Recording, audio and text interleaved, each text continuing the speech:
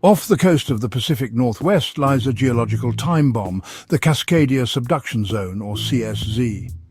This 600-mile fault line stretches from northern California to Vancouver Island, where two colossal tectonic plates collide. The Juan de Fuca plate slides beneath the North American plate, driving the region's volcanic peaks and potential for catastrophic earthquakes. The CSZ is a megathrust fault, capable of generating massive earthquakes. Unlike California's frequent quakes, Cascadia's are deep and powerful, unleashing centuries of seismic energy. The last rupture was over 300 years ago, before European settlers arrived. Evidence points to a massive earthquake and tsunami on January 26, 1700. This past event reminds us of the immense power lying dormant beneath the surface. Scientists are in agreement the Cascadia Subduction Zone will rupture again. It's not a matter of if, but when. The geological clock is ticking, and while we can't predict the exact date and time, we can estimate the potential scale of the impending disaster. Based on the fault's length and the historical record, seismologists believe the CSZ is capable of producing earthquakes exceeding magnitude 9.0. To put that in perspective, the 2011 Tohoku earthquake and tsunami that devastated Japan was a magnitude 9.0. The 1906 San Francisco earthquake, which leveled much of the city, was a magnitude 7.9. The duration of shaking during a Cascadia megathrust earthquake is another terrifying factor. While most earthquakes last seconds or at most a minute, the big one could last for several minutes, perhaps as long as 5. This prolonged shaking would be utterly devastating to buildings, infrastructure, and the very landscape itself. The potential for widespread destruction is enormous. Buildings not built to withstand such intense and prolonged shaking would crumble. Bridges could collapse, roads buckle, and entire communities would be isolated. The Pacific Northwest is woefully unprepared for an event of this magnitude. The first sign of the Cascadia earthquake might be a deafening roar, a sound like a freight train barreling towards the coast. The ground would begin to shake violently, a relentless rolling motion unlike anything most people have ever experienced. Buildings would sway, windows shatter, and the ground beneath our feet would seem to liquefy. As the shaking subsides, the real danger would emerge from the sea. The earthquake would displace a massive volume of water, triggering a tsunami of unimaginable proportions. Coastal communities would have precious little time to evacuate before walls of water, potentially exceeding 100 feet in height, crash ashore. The tsunami wouldn't be a single wave, but a series of surges, each more powerful than the last, inundating coastal areas for miles inland. Homes, businesses, and entire towns would be swept away, leaving behind a trail of devastation and debris.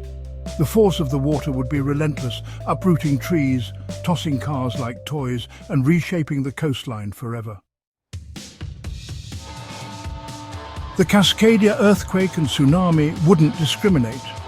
Major cities like Seattle, Portland, and Vancouver, all built in close proximity to the coast, would face catastrophic damage. Population density, aging infrastructure, and the sheer scale of the potential disaster make these urban centers particularly vulnerable. Seattle, built on unstable landfill and prone to liquefaction, would experience widespread building collapses and infrastructure failure. The iconic Space Needle, a symbol of the city's resilience, is designed to withstand earthquakes, but not necessarily one of this magnitude. Portland, situated at the confluence of the Willamette and Columbia rivers, would face a double threat: ground shaking and a massive influx of water as the tsunami surges upriver. Critical infrastructure like bridges, hospitals, and communication networks would be severely impacted, hindering rescue and relief efforts. Vancouver, Canada's third-largest city, is also highly vulnerable. Located on the northern end of the CSZ, the city would experience severe shaking and be directly in the path of the tsunami. The impact on the city's port, a major economic engine, would have far-reaching consequences. The potential for loss of life in these urban centres is staggering. The ability to respond effectively to a disaster of this scale would be severely tested, with emergency services overwhelmed and critical infrastructure crippled. The immediate aftermath of the Cascadia earthquake and tsunami would be just the beginning of a long and arduous journey. The region would face years, if not decades, of recovery and rebuilding. The economic consequences would be staggering. The Pacific Northwest is a vital economic hub, with major industries in technology, trade and tourism. The earthquake and tsunami would disrupt supply chains, cripple businesses and displace millions of people, sending shockwaves through the national and global economy. Rebuilding damaged infrastructure would be a monumental task. Roads, bridges, airports and ports would need to be repaired or completely rebuilt. The region's energy grid, already vulnerable to disruptions, would likely be severely damaged, leaving millions without power for extended periods. The social impacts would be profound and long-lasting. The loss of loved ones, homes and communities would leave deep scars. Displacement, unemployment and the struggle to rebuild lives and livelihoods would test the resilience of individuals and communities alike. The psychological toll of such a traumatic event cannot be overstated. Post-traumatic stress disorder, anxiety and depression would likely affect a significant portion of the population, requiring long-term mental health support and resources. Recent scientific discoveries have only heightened concerns about the Cascadia Subduction Zone. Researchers have uncovered new information about the fault's complexity, suggesting that its behavior may be even more unpredictable than previously thought. Studies using GPS technology and seismic imaging have revealed that the Cascadia Subduction Zone is not a single uniform fault, but rather a network of interconnected segments. These segments can rupture independently or in conjunction with one another, potentially triggering a cascade of earthquakes and tsunamis of varying magnitudes. Furthermore, scientists have discovered evidence of past earthquakes and tsunamis that were even larger than previously estimated. Sediment deposits and geological formations along the coast point to massive waves that inundated areas far inland, highlighting the true destructive potential of this sleeping giant.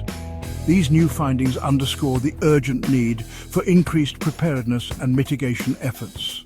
Understanding the fault's intricacies is essential for developing accurate hazard assessments, improving building codes, and enhancing early warning systems. While the prospect of a Cascadia Megathrust earthquake is daunting, it is not insurmountable. By taking proactive steps to prepare and build resilience, we can mitigate the potential impacts and increase our chances of survival and recovery. Individual preparedness is paramount. Families and individuals should have emergency kits, evacuation plans, and a communication strategy in place. Knowing how to secure your home, turn off utilities, and administer first aid can make a life-saving difference in the aftermath of a disaster. Community-level preparedness is equally crucial. Strengthening building codes, retrofitting critical infrastructure, and conducting regular drills and exercises can enhance our collective ability to withstand and recover from a major earthquake and tsunami. Investing in early warning systems is essential. While we cannot predict earthquakes, we can detect the initial seismic waves and provide valuable seconds or minutes of warning before the shaking begins. This advance notice can allow people to take cover, automated systems to shut down critical infrastructure, and coastal residents to seek higher ground. Imagine a typical day in the Pacific Northwest. Children are in school, parents are at work, and people are going about their daily routines. Suddenly, the ground begins to shake violently. Buildings sway, windows shatter, and the power goes out. The shaking seems to last forever, an eternity of terror and uncertainty. As the ground finally settles, the realization sets in. This is the big one. Panic ensues as people try to contact loved ones, only to find communication networks overloaded and unreliable. The air is thick with dust and the smell of gas. Sirens wail in the distance, a cacophony of chaos and fear. For those living near the coast, the nightmare has just begun. The receding tide reveals the ocean floor, a chilling harbinger of the impending tsunami. Walls of water, towering above the treetops, come crashing ashore, engulfing everything in their path. In the aftermath, the true scale of the devastation becomes apparent. Communities are reduced to rubble, bridges have collapsed, and roads are impassable. The injured are countless, and the search for survivors is a race against time. The Cascadia Subduction Zone poses a very real and present danger to millions of people in the Pacific Northwest. While we cannot prevent the inevitable, we can choose how we prepare for it. Ignoring the threat is not an option. We must act now with urgency and determination to build a more resilient future. This requires a collective effort involving individuals, communities and governments at all levels. Investing in research, strengthening building codes, enhancing early warning systems and conducting public education campaigns are all critical steps. We must prioritize preparedness, not out of fear, but out of a commitment to safeguarding our communities and future generations. The time to act is now. The Cascadia earthquake is not a matter of if, but when. Let us rise to the challenge and create a legacy of resilience, ensuring that when the big one hits, we are ready.